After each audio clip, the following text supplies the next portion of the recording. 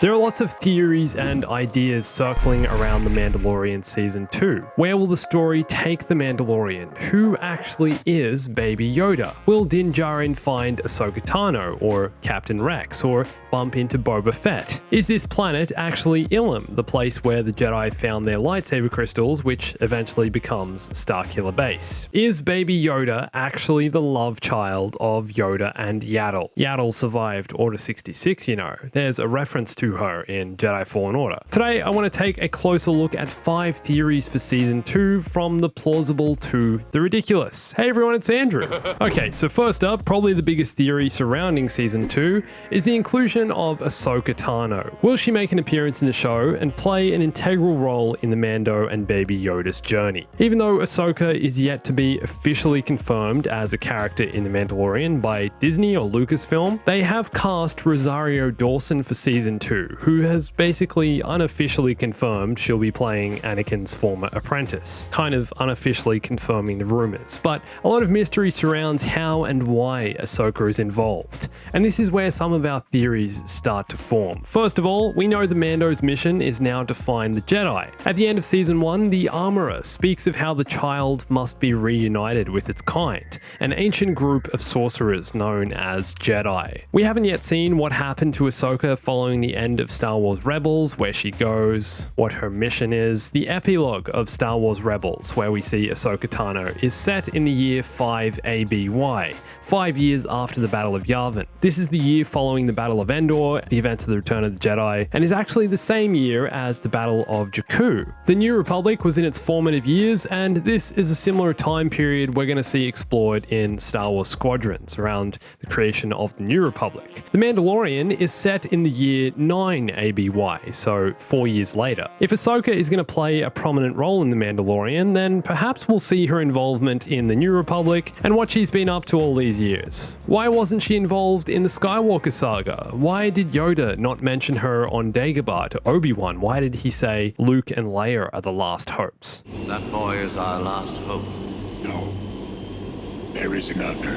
What's she been up to all this time while Luke and the rebels were fighting the Empire? Well, part of her mystery could lead to this planet here. It seems highly likely that the Mandalorian himself will take a trip to Ilum in Season 2. If you've played Jedi Fallen Order, you might recognize this ice world. It's where the Jedi go to find their lightsaber crystals. We see it in the Clone Wars, that episode where Yoda and Ahsoka take a group of young Padawans to the ancient Jedi temple on Ilum to search for their kyber crystals. Luminara Unduli and Barriss Offee also go to Ilum in the Cartoon Network Clone Wars show, which isn't canon but is really cool. And of course, in Jedi Fallen Order, you travel there as Cal to discover that the Empire have begun to take over the planet and are turning it into Starkiller Base, using the kyber crystals as a source of energy for the base's super weapon. If the Mando is traveling here in Season 2, then perhaps he's retracing the steps of a Jedi, and perhaps that Jedi is Ahsoka Tano. Now, I'm not sure we can actually call Ahsoka a Jedi. In the Clone Wars, she's Anakin's Padawan, and in Star Wars Rebels, she identifies more as a grey Jedi. Her white lightsabers are a symbol of neutrality, representing her allegiance to neither the Jedi or Sith. She's a lone wolf. But there have been rumors surrounding Season 2 that Ahsoka will wield Anakin's blue lightsaber, which of course was lost after Vader cut off Luke's hand on Bespin. The saber somehow eventually fell into the hands of Maz Kanata, and then was given to Rey in The Force Awakens. Ahsoka's involvement in The Mandalorian fits the timeline. The mystery of Baby Yoda gives Ahsoka purpose in Season 2. If the Mando is searching for Jedi, then he's possibly searching for Ahsoka, but this also leads us into the next Season 2 theory. Is Luke Skywalker in The Mandalorian? Are Din Djarin and Ahsoka both searching for Luke? At this time in Star Wars timeline, there are only several known Jedi who are still alive. Luke Skywalker, Ahsoka Tano, if you can call her a Jedi. Leia Organa, we discover in The Rise of Skywalker, trained in the ways of the Jedi, we see that. And Ezra Bridger, who disappeared following the liberation of Lothal at the end of Star Wars Rebels. Apparently Quinlan Vos is also out there somewhere, along with Yaddle. I'll get to Yaddle a little later on. And it's also hinted that Sabine Wren is Force sensitive. And I guess we also have Jedi Fallen Order's events with Cal and Seer. We don't know what happens to either of these characters yet, whether they survive or perish before for The Return of the Jedi. But anyway, the Season 2 trailer for The Mandalorian sets the series up as a hunt for the Jedi. At this time, it's not entirely clear what exactly Luke was up to between searching for Jedi temples, Sith holocrons, and forming the new Jedi Academy. Luke had a lot on his plate following the Battle of Endor. But these X-Wings we see in the trailer could possibly hint at a cameo or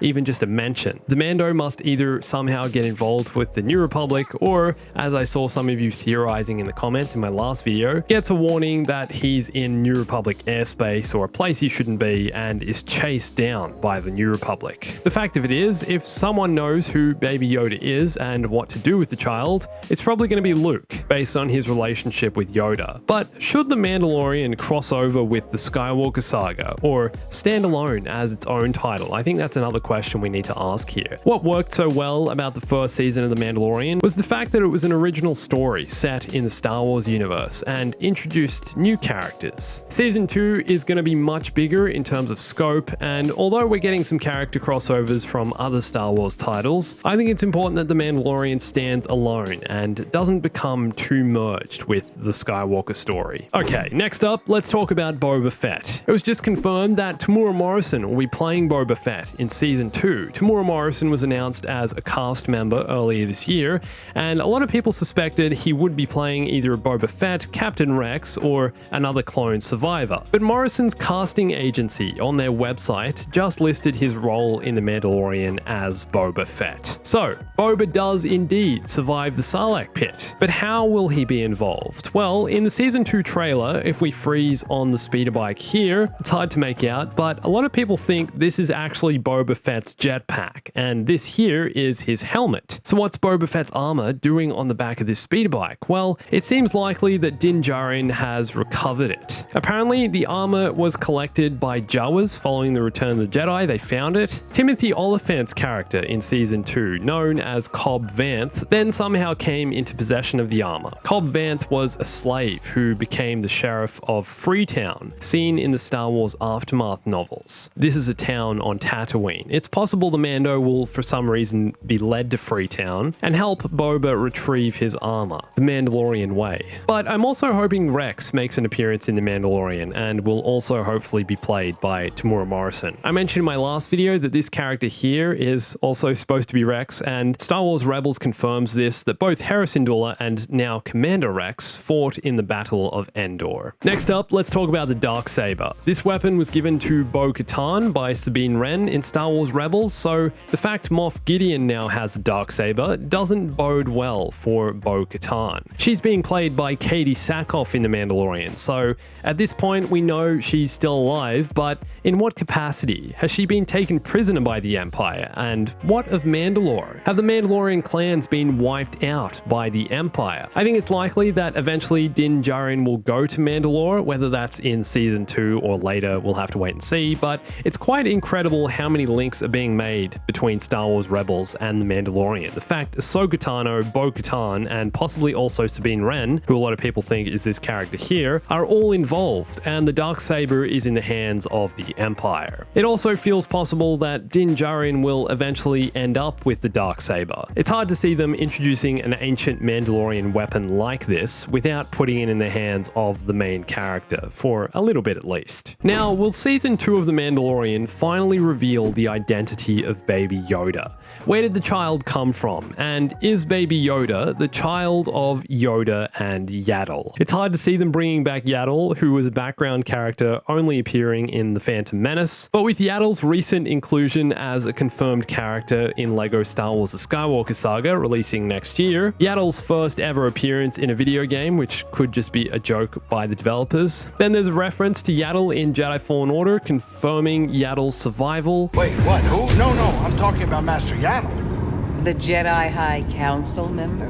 Means all of this might not be as far-fetched as we thought. Yaddle supposedly left the Jedi Order to live a life of solitude away from the Jedi at the beginning of the Clone Wars, before Attack of the Clones. So it's very likely she survived and is still out there somewhere. As strange as it might seem, the mystery surrounding Baby Yoda could very well be solved by this strange, small, green alien, who, let's be real, was just a copy of Yoda because George Lucas probably thought it'd be fun to include another of Yoda's species in The Phantom Menace. I think we definitely want Yaddle to be the mother of Baby Yoda. It has to happen. It has to. Perhaps Baby Yoda was created through the Force, though, kind of like Anakin. Perhaps that's the grand scheme behind all this. We'll have to wait and see. So with all that said, which of these theories do you agree with? And what are some of your theories for Season 2? Let me know in the comments. You can catch up on some of my other recent videos here, and follow me on Instagram, Twitter, and join my Discord for lots more on The Mandalorian, Star Wars gaming, and everything else. And thanks for watching this. My name's Andrew. I'll catch you soon. Stay bombastic.